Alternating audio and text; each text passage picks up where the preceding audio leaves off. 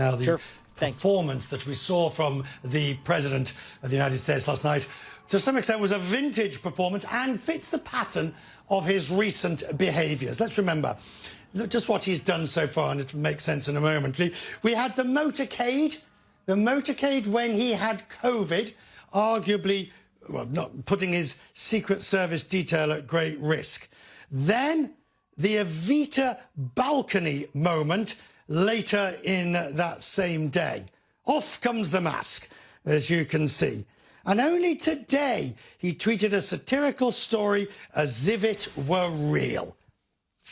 The way the president did it. The creator of Veep says he couldn't make this up if he tried, and he knows a thing or two about satire.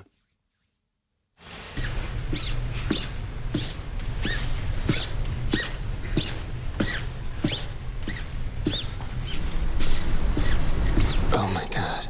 It's like she's walking on a carpet of mice. Jesus Christ, Gary, those real shoes with those dog toys. Sounds like that theme from Psycho.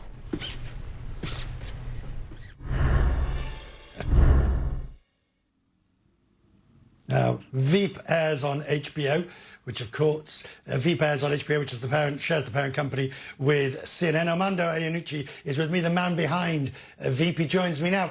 I read your article in New York Magazine, and it fits with what we've talked about on this programme before, that just when you think it can't get more wild, it does. Yeah. You couldn't have written this.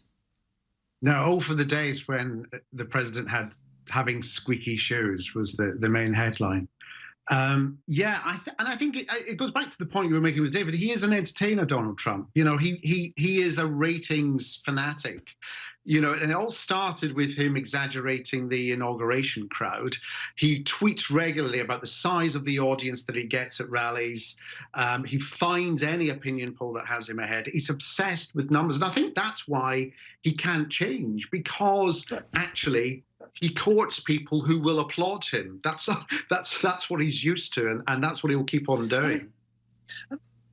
Armando, does he make your job easier or harder? Because in the one sense, he is providing more. A good example, if you had said that before the election, firstly, right at the last minute, the president will get COVID, and B, there would be a Supreme Court justice, the most famous and loved, Ruth Bader Ginsburg, would die weeks before, thus setting off the biggest challenge there. I'd have said, you are mad.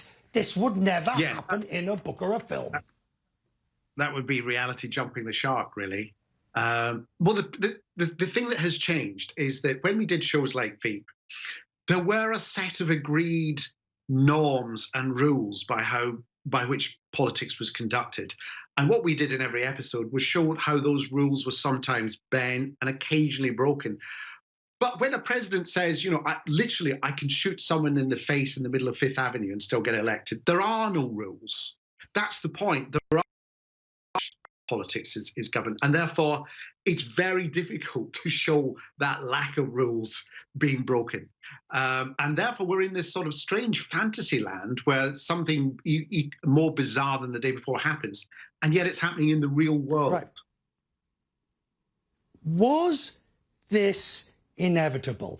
I am old enough to remember the election of Jimmy Carter, and everybody got terribly excited that a peanut farmer had got elected. Even though he'd been a governor, that was ignored. But then we had the rest of the world scoffing at Ronald Reagan. Trust those Americans to elect an actor.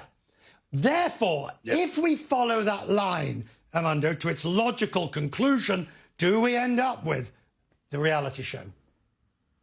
Yeah, or you, or yes. I think part of the problem is with the expansion of social media, anything seems as equally valid as anything else. You know, when you go on these websites, they all look roughly the same.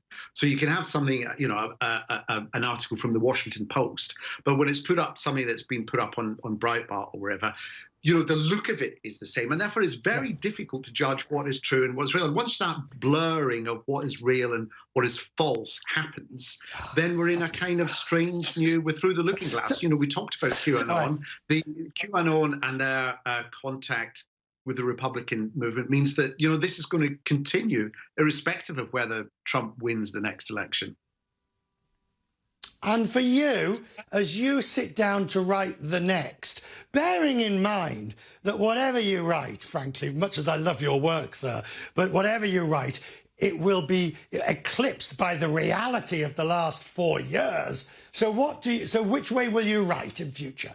Well, I'm writing, I'm currently writing Avenue 5 on HBO, which is set 40 years in the future and in space. I think my solution to what's happening now is to get as far away from the present day as possible and as far away from the planet as possible. And hopefully, in that kind of sense of detachment, be able to make some kind of observation about what the heck is going on. Armando, having you on the programme set the entire office of Twitter, so to speak, this morning, and I can see why, and we're very grateful that you joined us. Thank you very much indeed. I appreciate it.